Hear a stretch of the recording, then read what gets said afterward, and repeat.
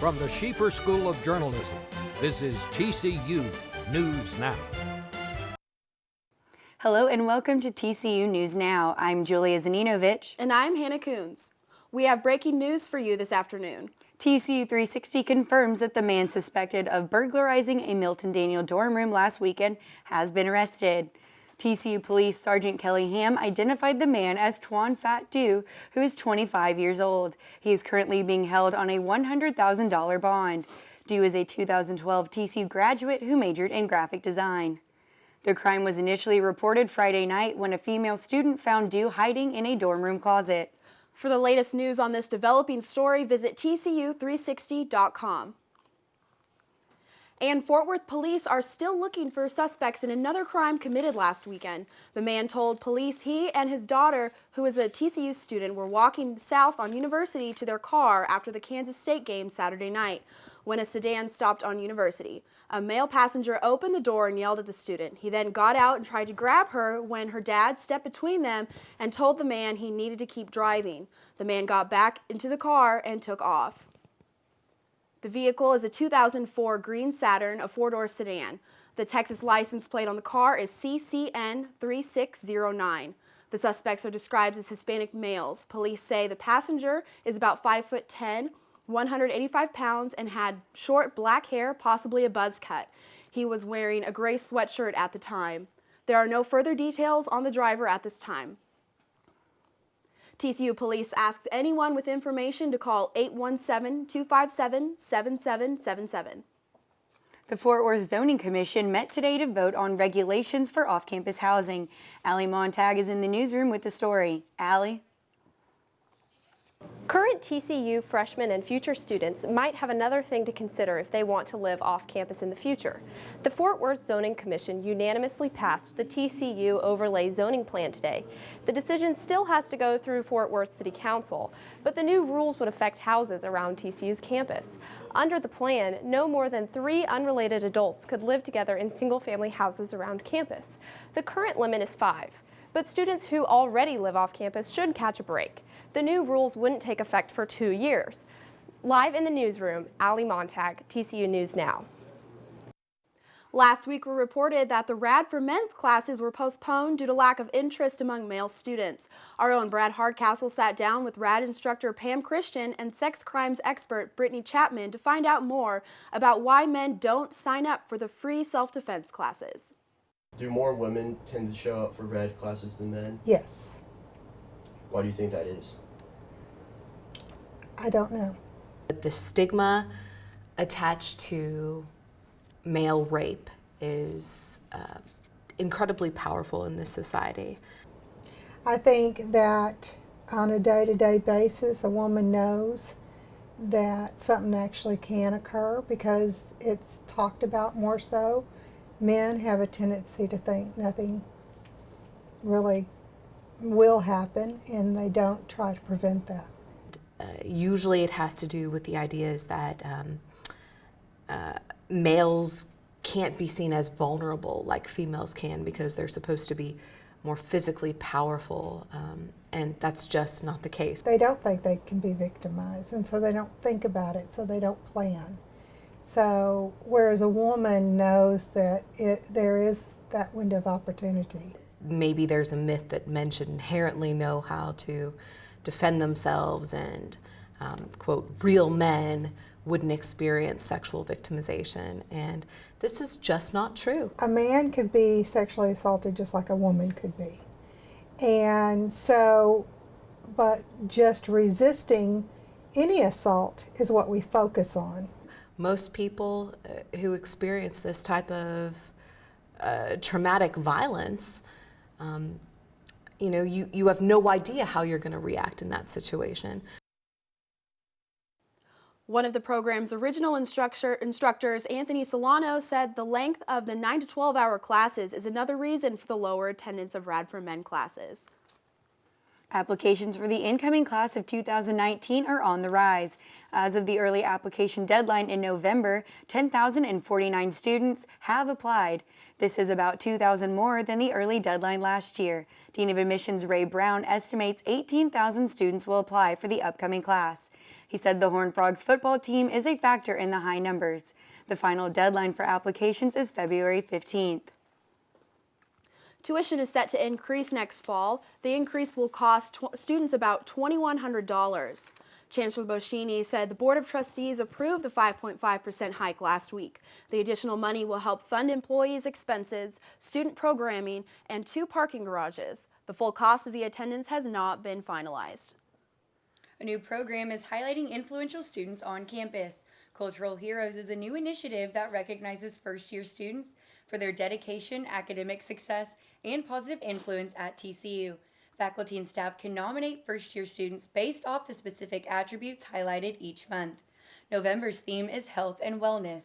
There have been 6 students recognized as cultural heroes since the program began in September. Our way of recognizing first-year students who really exemplify certain characteristics that we know help first-year students be successful. If the college football season ended this week, TCU would be in the playoffs. The Frogs leaped over Alabama and Auburn to the number 4 spot in the college playoff rankings after beating former number 7 Kansas State on Saturday. Conference foe Baylor moved up 5 spots to number 7 after trouncing Oklahoma and Norman, while one-loss Oregon took the number 2 spot from undefeated Florida State. This Saturday, Gary Patterson's squad will travel to Lawrence, Kansas to take on the Jayhawks.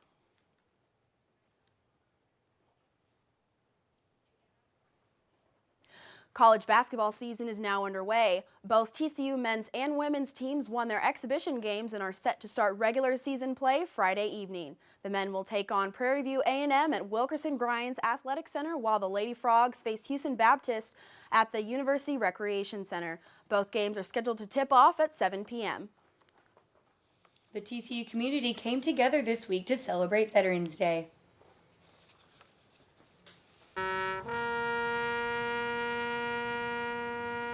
The TCU community, as well as students and faculty from Starpoint School, came together to celebrate Veterans Day. The day was honored through a ceremony Tuesday morning. The TCU Veterans Services Task Force hosted the event, as well as a cake-cutting ceremony and a luncheon. Veteran official at TCU, Ricardo Vitia, said there are 333 GI Bill benefit users on campus. He said it's important they and their families be honored. I believe it's important not just for our campus, but any organization or entity in general to honor our veterans, as they are the sole purpose why we are able to live the way we do. Starpoint students walked with a veteran as part of the day's events. The walk began at Sadler Hall and ended in the campus commons. TCU senior and former specialist in the Army National Guard, Christina Mungia, said the events allowed the TCU community to identify and thank veterans on campus. There are so few people who have served anymore that people have kind of lost track of what it means to serve and sacrifice. So in part, it's an education, but it's also in part for those of us who still believe in thanking our veterans. And it gives them an opportunity to not only identify the veterans on campus, but as well as to say thanks.